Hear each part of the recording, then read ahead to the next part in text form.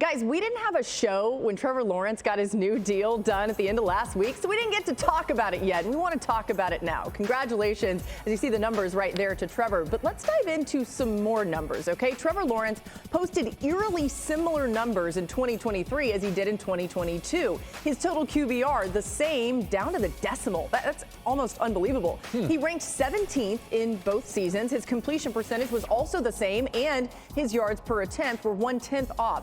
One thing that wasn't the same, his touchdown to interception ratio was much worse in 2023 than it was in 2022. Adam, big payday for Lawrence. What more can you tell us about the situation for the quarterback there in Jacksonville?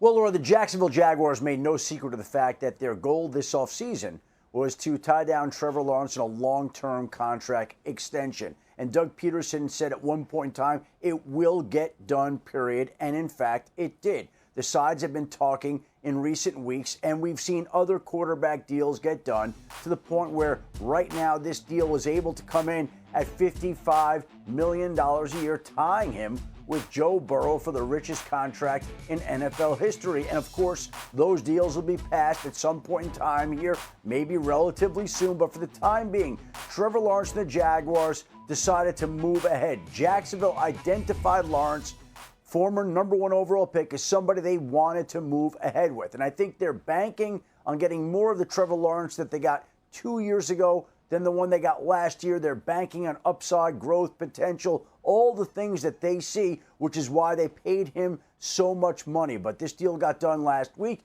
He's tied to this team for years to come, and they're going to build this franchise around Trevor Lawrence. Yeah, Adam, you kind of hinted at it there. If you're thinking about the money going around, you still got Jordan Love out there. You got Dak Prescott. There's going to be more money handed out to these quarterbacks. But, Field, how do you feel about the state of the Jaguars, knowing that Lawrence is now locked up with his new deal? Yeah, Laura, you and I talked about the Jaguars before the deal last week, and I kind of talked about, like, the adjustment of playing better. You were in London last year when the Jaguars beat the Buffalo Bills. That team eventually improved to 8-3, atop of the AFC. And then they turned into a pumpkin for the second half of last regular season. I'm not concerned about the Jacksonville Jaguars having the pieces to be successful. As far as the state of the Jaguars relative to the rest of the AFC South, that's where my mind has shifted relative to where we were a year ago. Optimism was not high around the AFC South in a couple of different situations specifically. Houston, we thought, might be at the beginning of a potential rebuild with C.J. Stroud. Will Levis and the Houston Texans were kind of, and the Tennessee Titans were kind of at this crossroads. Where are we going to be? Is Will going to take over for Ryan Tannehill sooner than later?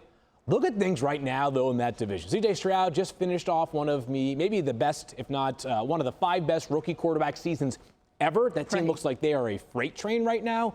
Anthony Richardson, a Gator, has all kinds of potential for this incredibly well-coached Indianapolis Colts team.